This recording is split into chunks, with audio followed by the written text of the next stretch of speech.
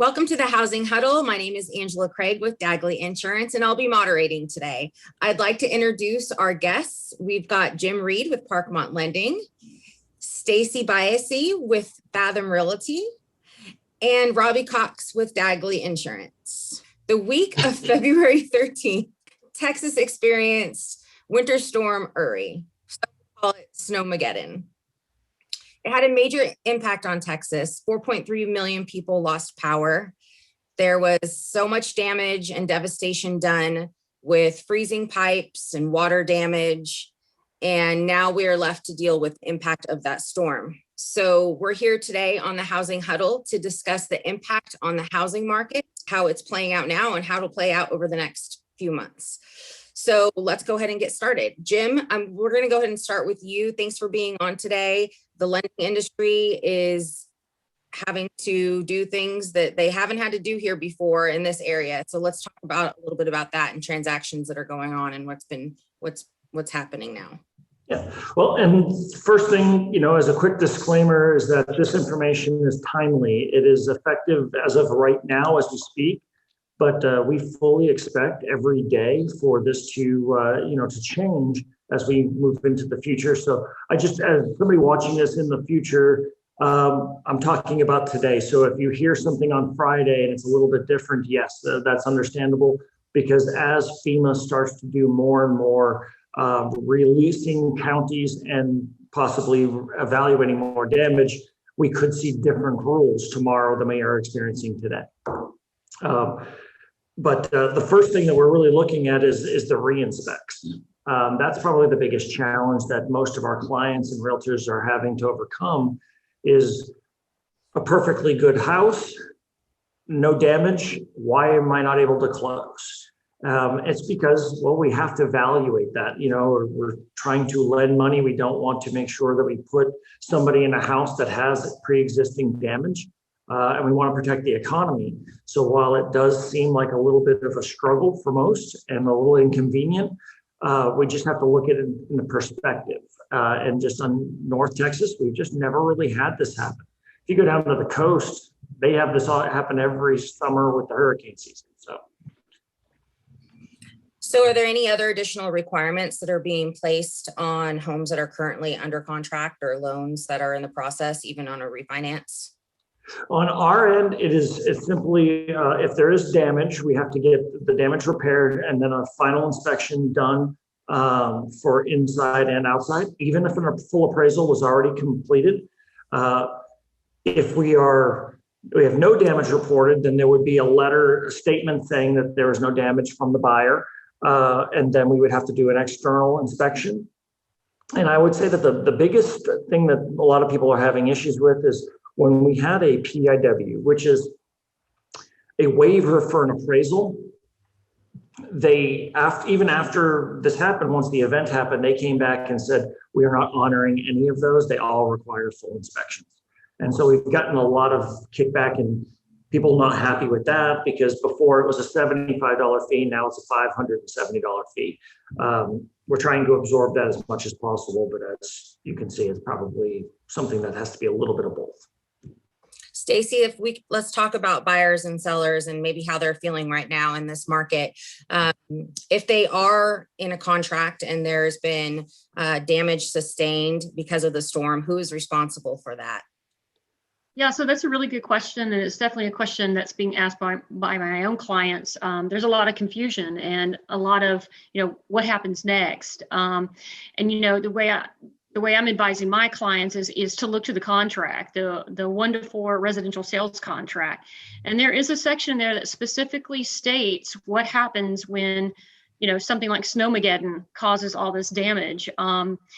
Section 14 of the sales contract speaks to casualty loss, and that explains the responsibilities of both parties, the options, and what roles everyone plays. It specifically states that it's the seller's responsibility to restore the property to its previous condition. And it goes on to explain that the parties can agree to extend the closing date. And it's important to communicate very closely with not only your insurance agent, but your realtors as well, between the scheduling of adjusters and contractors, you need to get a firm idea of how much of extension you need, because the realtor is the one who must address changing contract terms, so everyone stays in compliance. So there is specific language that does address a situation like this. And then again, it's a combined effort between lenders, realtors, and insurers on what kind of time we need to extend and keep the contract moving forward. And that's exactly why we have the three of you on here today. That's exactly. So Robbie, let's go ahead and throw it over to you. So how are insurance companies going to handle issuing coverage for upcoming home closings? Yeah, well, that's a great question. On the short term, one of the things that are happening, and I won't name the insurance company right now, but for example, I'm looking at one carrier right now where they are holding off on, you can bind coverage, but you cannot bind coverage prior to March 7th with water damage, slow leak, slab leak, or burst of pipes. So you would have to, essentially, if you want those coverages with certain carriers, you'd have to close March 7th or later, or to even provide you a document with that coverage. You know, there's timing there that goes with lending. There's a shot clock, right? Once they get all these documents. So we can't even, if you want a certain carrier, we couldn't even provide that coverage until after March 7th at the currently.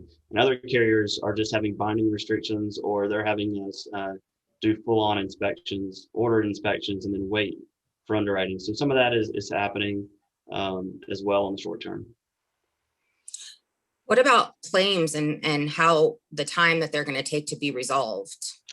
That's a great question. I think one of the things people need to be real mindful of right now is just that patience, right? So typically in a storm that's very localized, they can bring in resources and claims adjusters from all over the state, all over the region, and probably handle it. This being such a widespread issue all over the state, adjusters are in short supply. We're seeing even independent adjusters, which even kind of slows things down a little bit longer. And then, of course, between materials and plumbers and contractors all being booked up, I just think the biggest thing I could throw out there is just patience in the process. And Jim had mentioned those of us who, our Dagley Insurance headquarters is in Katy, Texas. We've been around 20 years. We've been through a hurricane or two, and this is something that we get to deal with at least every 2 to 4 years, where there's a week-long or 2-week-long process of just sitting on our heels a little bit and just slowing the process down. So I think all of Texas is going to get that instead of just the Gulf Coast. Stacy, is there somewhere that the Texas homeowners and renters that have been affected by the storm, is there somewhere they can go to apply for any sort of damage assistance? Yeah, actually there is. There's a very specific website, FEMA website, disasterassistance.gov. That's where you would go to apply for federal funding.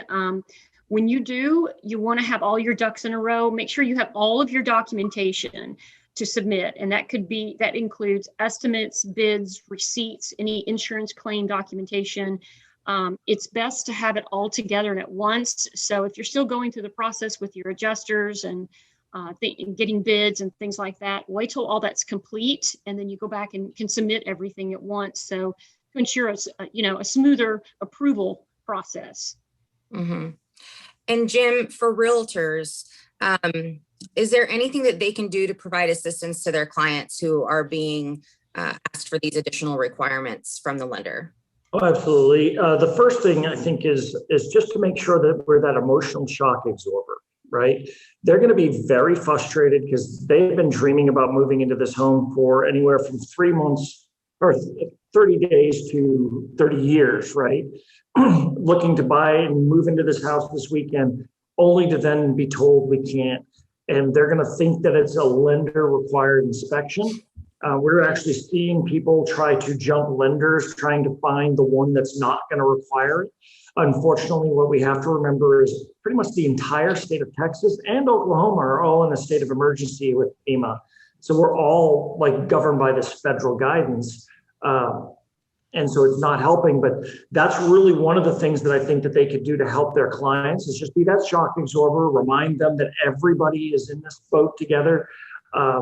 And then also like with our local knowledge of the areas, like try to help them be able to navigate because hotels are tough, where to get an Airbnb if they are displaced while they're waiting for this to happen. Because we actually had many couples that had sold a house in another state and we're driving here to buy their house to close on it.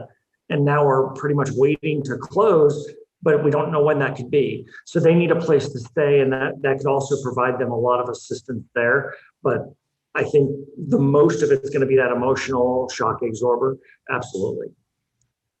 No, I just think it's going to be a lot of patience, patience through the process, patience with the professionals you're working with. And I know that there might be a little bit of a bump in the short-term rental market for Stacy, for those that may be displaced for 2 or 3 plus months while their homes are repaired. So depending on the extent of the damage. So, for those of you that this is the Housing Huddle, and I would just say that if you have questions, to get with your preferred lender or realtor or agent and make sure you understand what's going on in the process during a little bit of I won't call it uncertainty, but uncertain times. Yeah. Well, Jim, Stacy, Robbie, thank you so much for your time today. If anyone has any questions, feel free to throw them in the comments or reach out to us directly. On our next episode of the Housing Huddle, we'll be covering the hot topic of appraisals. So stay tuned for that. And thank you everyone again for tuning into the Housing Huddle, and have a great day. Excellent. Thank you. Thanks. Thanks.